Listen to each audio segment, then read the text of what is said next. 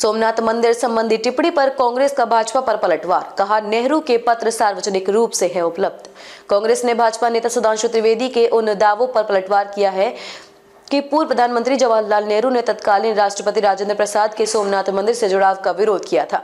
Party ने कहा है कि नेहरू पूरी तरह से पारदर्शी थे।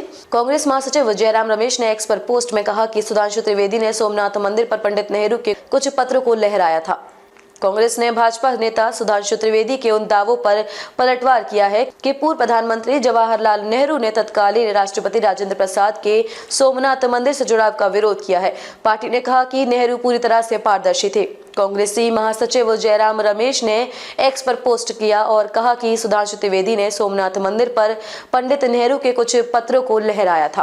तत्कालीन गृह मंत्री राजाजी और तत्कालीन राष्ट्रपति राजेंद्र प्रसाद समेत नेहरू के लिखे ये और कई अन्य पत्र सार्वजनिक रूप से उपलब्ध है। त्रिवेदी के दावों के विपरीत इसमें कोई बड़ा रहस्य उद्घाटन नहीं होता है। नेहरू पूरी तरह से पारदर्शी थे और अपने पीछे खुद के लिखे रिकॉर्ड्स छोड़ गए हैं।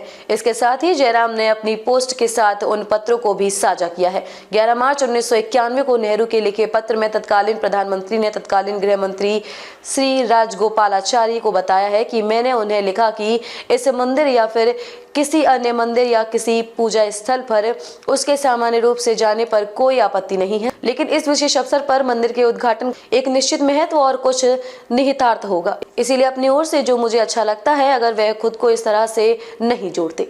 13 मार्च 1951 को नेहरू ने तत्कालीन राष्ट्रपति राजेंद्र प्रसाद को भी अपनी सोमनाथ यात्रा को लेकर पत्र लिखा था। उन्होंने लिखा था कि अगर आपको लगता है कि निमंत्रण अस्वीकार करना आपके लिए ठीक नहीं होगा तो मैं आपकी बात पर और जोर नहीं देना चाहूंगा। नेहरू ने प्रसाद को फिर लिखा था कि उनकी सोमनाथ मंदिर की यात्रा एक निश्चित राजनीतिक महत्व ले रही है और कहा कि उनके संसद में इसके बारे में सवाल पूछे जा रहे थे, जिसके जवाब में उन्होंने कहा कि सरकार का इससे कोई लेना देना नहीं है।